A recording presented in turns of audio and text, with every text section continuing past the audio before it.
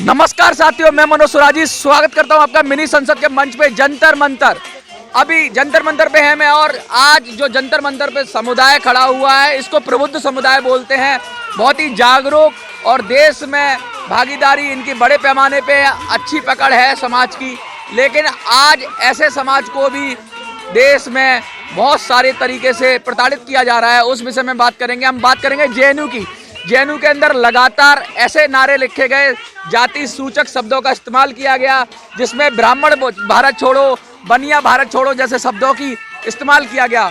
उसके खिलाफ पूरे समाज में बहुत रोष है, बहुत गुस्सा है, और वो चाहते हैं कि जब जेएनयू में कोई चीज़ होती है तो जेएनयू एक बहुत बड़ी यूनिवर्सिटी है, भारत की अच्छी यूनिवर्सिटियों में माना जाता है, लेकिन वहाँ पर जब ये ऐसी तरह के कार्यकलाप होते हैं तो संदेश पूरी दुनिया में जाता है। बहुत ही मुश्किल वक्त है, देश में जाति पात बहुत बढ़ रहा है और लोग सीधा सीधा जातियों को, वर्गों को टारगेट कर रहे हैं लिख लिख कर। क्या लगता है आप, जब समाज का ऐसा वर्ग करने लगे जातियों को टारगेट, जिसको बुद्धिजीवी बोला जाता है, और जाति लेकर करे, तो उनके मानसिक स्तर क्या होगा? देखिए, ये जवाहरलाल नेहरू विश्वविद्यालय, जिसको जेएनयू के नाम से जाना जाता है, ये घटना 2 दिसंबर की है, जहाँ पर दीवारों पर लिखा गया ब्राह्मण बनियो भारत छोड़ो। देखिए, जेएनयू जो है वो एक मैसेज पूरे विश्व में जाता है, वो विश्व स्तरीय यूनिवर्सिटी है। ये विघटनकारी नारे जो लगाए गए हैं वो भारत देश के लिए बहुत ही नुकसानदायक हैं, और राष्ट्रीय परशुराम परिषद इसका घोर विरोध करती है। और ऐसे नारों को जो देश को विघटन की ओर ले जा रहे हैं, ये सहन नहीं करा जाएगा।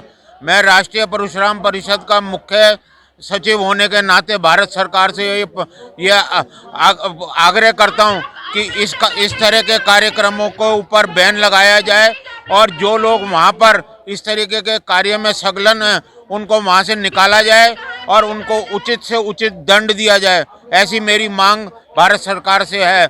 और मैं कुलपति ने जो ऑर्डर करा है, पुलिस और प्रशासन उसके ऊपर बिल्कुल सुस्ती से चल रही है। 12 दिन से ऊपर हो गए, कोई गिरफ्तारी नहीं हुई है।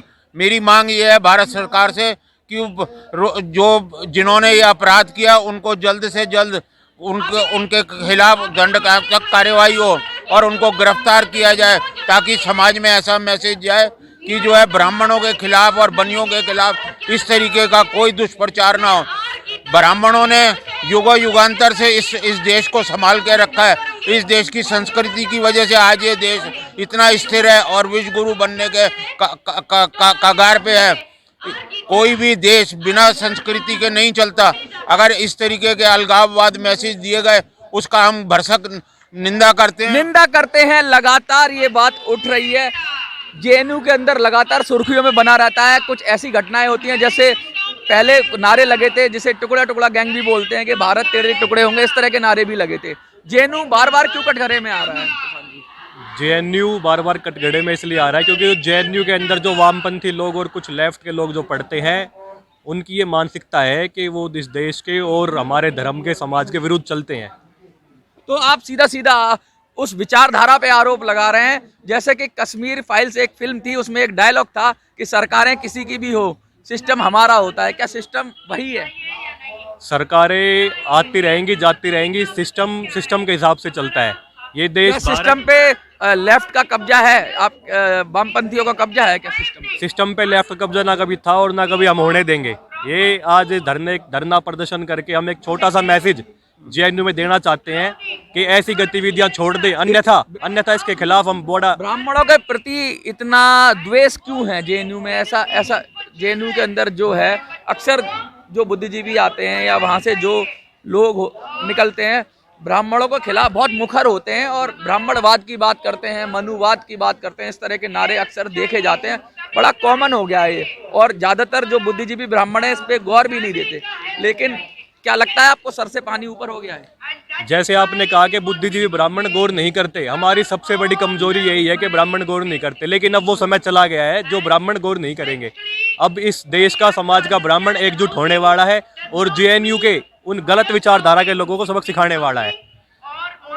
ये जो जाति पात बढ़ रहा है, मैं मैडम से बात करूंगा। मैडम ये बताइए, जो जात पात ये देश के अंदर बढ़ रहा है, जो सीधा सीधा जाति सूचक शब्दों से नारे लिखे जा रहे हैं, उनको छोड़ने के लिए क्या जा रहे हैं, क्या कहेंगे उस पर? ऐसा है, देश के अंदर जो जाति विचारधारा के लोग जो बैठे हुए हैं वो खुद करप्शन में लिप्त खुद ही लोग हैं।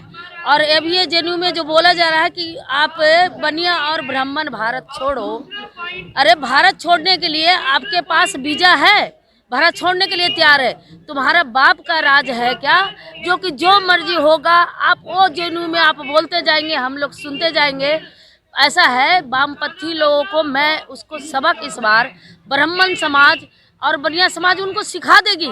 लगातार कुछ लोगों ने कुछ और जो हिंदू समाज से जुड़े हुए जो संगठन है, उन्होंने जाके जेएनयू के गेट पे लिख दिया कि वामपंथियों भारत छोड़ो। तो क्या इस तरह से जवाब दिया जाएगा? बिल्कुल, उसको छोड़ना पड़ेगा। भारत हिंदू राष्ट्र है, हिंदू राष्ट्र रहेगा। वामपंथी के यहाँ कोई जगह नहीं है और जगह हम लोग देंगे भी नहीं। अभी हम लोग कहता है ना कि सोए शेर को जगाना, ये सोए हुए शेर को जगा रहे हैं। आप बुद्धिजीवी बोल रहे हैं ना, ब्राह्मण शुरू से बुद्धिजीवी रहा है और रहेगा। देश के अंदर ब्राह्मण ही राज करता है और ब्राह्मण ही राज करेगा। ब्राह्मण जिस दिन उठ जाएगा, ब्राह्मण का काम तो ज्ञान देना है, ज्ञान की बात करना है, राज। हाँ, आप करें, दिलों पे राज की बात कर सकते हो, लेकिन एक मिनट, आपने बोला ब्राह्मण राज करेगा, ये कह रहे हैं कि देश छोड़ने की बात किया गया। तो देश क्यों छोड़े हम? देश हम लोग का नहीं है क्या? उसके बाप का राज है कि हम लोग को देश छोड़ने की बात करता है? देश उन लोग को छोड़ना चाहिए जो कि इस तरह से कट्टरपंथी लोग। हर तरफ से ये विचारधारा एक फैशन सा हो गया है कि आपको कोई दूसरा विचार पसंद नहीं है तो देश छोड़ दो। इस तरह की बातें होती हैं। कभी कभी किसी खास समुदाय के लिए नारा हो जाता था कि पाकिस्तान चले जाओ। इसी तरह से अब ये नारा आ रहा है, पलट के आ रहा है, और हर तरफ से ये लोग कोई भी बड़ी आसानी से बोल देता है। क्या किसी को भी देश छोड़ देना, कह देना, क्या सही तरीका है ये? बिल्कुल सही तरीका नहीं है। मैंने क्या बोली? उनके बाप का राज नहीं है, ठीक है? ये मोदी भी सरकार है।